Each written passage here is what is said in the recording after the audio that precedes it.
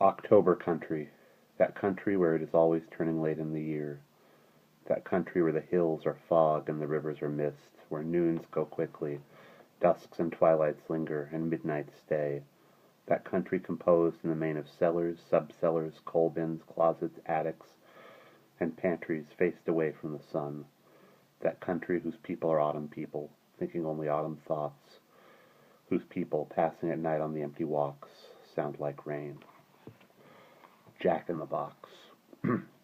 He looked through the cold morning windows with the jack-in-the-box in his hands, prying the rusted lid, but no matter how he struggled, the jack would not jump to the light with a cry, or slap its velvet mittens on the air, or bob in a dozen directions with a wild and painted smile. Crushed under the lid in its jail, it stayed crammed tight, coil on coil. With your ear to the box, you felt pressure beneath, the fear and panic of the trapped toy. It was like holding someone's heart in your hand. Edward could not tell if the box pulsed or if it was his own blood beat against the lid. He threw the box down and looked to the window. Outside the window, the trees surrounded the house, which surrounded Edwin. He could not see beyond the trees. If he tried to find another world beyond them, the trees wove themselves thick with the wind, to still his curiosity, to stop his eyes. "Edwin!" It was Mother's waiting, nervous breath as she drank her breakfast coffee. "Stop staring, come eat." "No," he whispered. "What?" A stiffened rustle. She must have turned. "Which is more important, breakfast or that window?"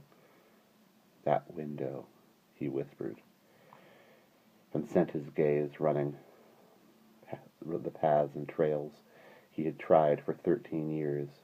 It was true the trees flowed on 10,000. Was it true the trees flowed on 10,000 miles to nothingness?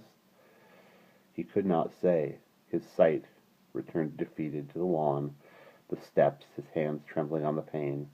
He turned to eat his mother's tasteless apricots, alone with his mother in the vast, echoing breakfast room.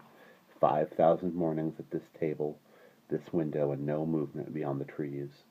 The two of them ate silently. She was the pale woman that no one but the birds saw in old country houses, in fourth-floor cupola windows, each morning at 6, each morning at 4, each evening at 9, and also each afternoon at 4, each evening at 9, and also, passing by 1 minute after midnight, there she would be in her tower, silent and white, high and alone and quiet. It was like passing a deserted greenhouse in which one last wild white blossom lifted its head to the moonlight. And her child, Edwin, was the thistle, that one breath of wind might unpod in a season of thistles. His hair was silken, and his eyes were of a constant blue and feverish temperature. He had a haunted look, as if he slept poorly. He might fly apart like a packet of ladyfinger firecrackers if a certain door slammed. His mother began to talk, slowly and with great caution, then more rapidly, and then angrily, and then almost spitting at him. "Why must you disobey every morning? I don't like your staring from the window. Do you hear? What do you want?" "Do you want to see them?" she cried, her fingers twitching. She was blazingly lovely, like an angry white flower. "Do you want to see the beasts that run down paths and crush people like strawberries?" Yes, he thought, I'd like to see the beasts, horrible as they are. "Do you want to go out there," she cried, "like your father did before you were born, and be killed as he was killed, struck down by one of those terrors on the road? Would you like that?" "No." "Isn't it enough they murdered father? Why should you even think of those beasts?" She motioned toward the forests. "Well, if you really want to die that much, go ahead," she quieted, but her fingers kept opening and closing on the tablecloth. "Edwin, Edwin, your father built every part of this world. It was beautiful for him. It should be for you. There's nothing beyond those trees but death. I won't have you near it. This is the world. There's no other world worth bothering with." He nodded miserably, Smile now and finish your toast, she said. He ate slowly, with the window reflected in secret on his silver spoon. Mom? He couldn't say it. What's dying? You talk about it. Is it a feeling? To those who must live after someone else, a bad feeling, yes. She stood up suddenly. You're late for school. Run.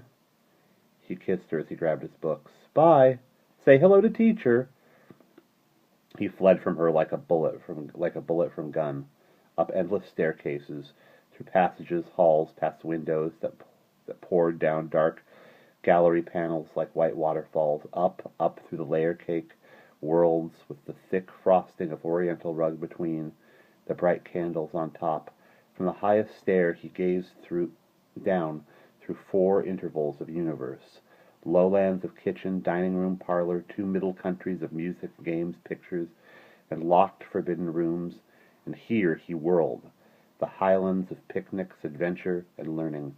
Here he roamed, idled, or sat, singing lonely child songs on the winding journey to school.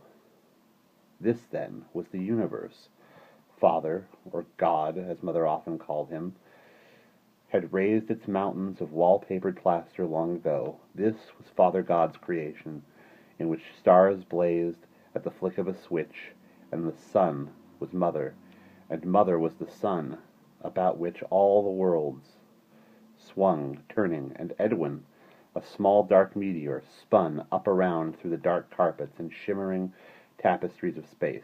You saw him rise to vanish on vast comets, on hikes and explorations. Sometimes he and Mother picnicked in the highlands, spread cool snow linens on red-tufted Persian lawns, on crimson meadows, or in a rarefied plateau at the summit of the worlds, where flaking portraits of sallow strangers looked meanly down on their eating and their revels.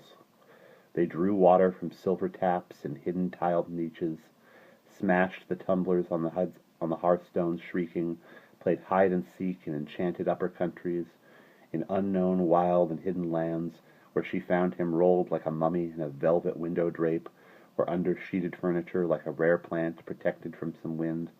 Once lost, he wandered for hours in insane foothills of dust and echoes, where the hooks and hangers in closets were hung only with night.